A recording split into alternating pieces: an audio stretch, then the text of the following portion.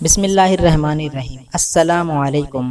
حضرت حسین رضی اللہ تعالیٰ عنہ کا نام ذہن میں آتے ہی ایک عظیم الشان شہادت کی یاد آ جاتی ہے۔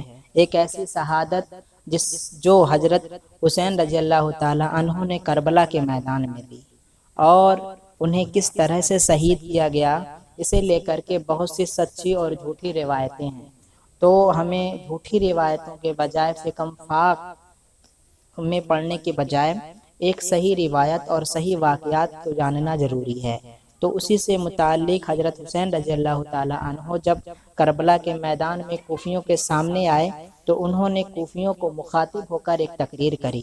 اسی تقریر کو میں آپ کے سامنے پیش کرنے والا ہوں۔ حضرت حسین رضی اللہ تعالیٰ عنہ نے فرمایا: لوگوں، تم میں سے ہر ایک شخص جو مجھ سے واقف ہے اور ہر ایک وہ شخص جو مجھے نہیں جانتا، اچھی طرح آگاہ ہو جائے کہ میں حضرت محمد صلی اللہ علیہ وسلم کا نواسا اور حضرت علی رضی اللہ تعالیٰ عنہ کا بیٹا ہوں۔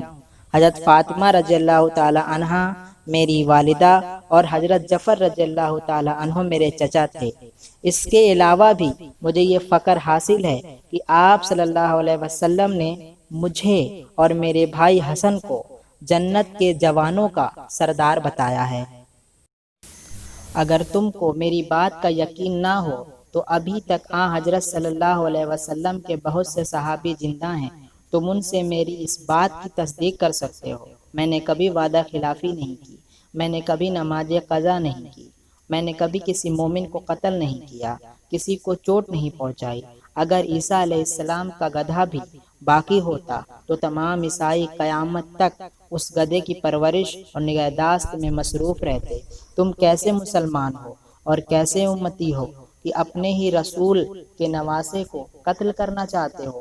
نہ تم کو خدا کا خوف ہے، نہ رسول اللہ کی شرم ہے۔ میں نے جب کی ساری عمر کسی شخص کو کبھی قتل نہیں کیا، تو ظاہر ہے کہ مجھ پر کسی کا قصاص بھی نہیں۔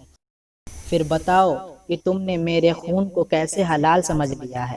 میں دنیا کے جھگڑوں سے آزاد ہو کر مدینہ میں حضرت صلی اللہ علیہ وسلم کے قدموں پر پڑا تھا، تم نے وہاں بھی مجھ کو نہ رہنے دیا۔ پھر مکہ معظمہ کے اندر خانہ خدا میں مصروف عبادت تھا، تم کوفیوں نے مجھے وہاں بھی چین نہ لینے دیا اور میرے پاس مسلسل خطوط بھیجے کہ ہم تم کو امامت کا حقدار سمجھتے ہیں اور تمہارے ہاتھ پر بیعت کرنا چاہتے ہیں۔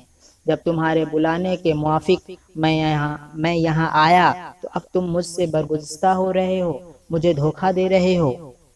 اب بھی اگر تم میری مدد کرو تو میں صرف یہ چاہتا ہوں کہ مجھ کو قتل نہ کرو اور آزاد چھوڑ دو، تاکہ میں مکہ یا مدینہ میں جا کر مصروف عبادت ہو جاؤں اور خدا تعالیٰ خود اس جہاں میں فیصلہ کر دے گا کہ کون حق پر تھا اور کون ظالم تھا۔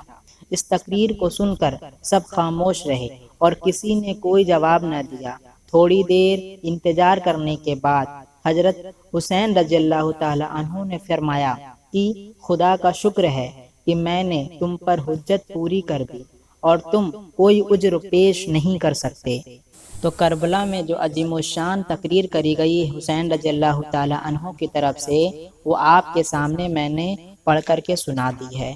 اور میں نے جو حوالہ جس کتاب سے میں نے یہ تقریر پڑھی ہے، وہ کتاب تاریخ اسلام جلد 2 مورخ اسلام مولانا اکبر شاہ خان صاحب نجیب آبادی کی لکھی کتاب ہے، جو پیج نمبر 71 اور 72 پر درج ہے، اور جو چیپٹر کا نام ہے وہ پانی بند کرو امام حسین رضی اللہ تعالیٰ عنہ کی شہادت والے چیپٹر میں یہ درج ہے۔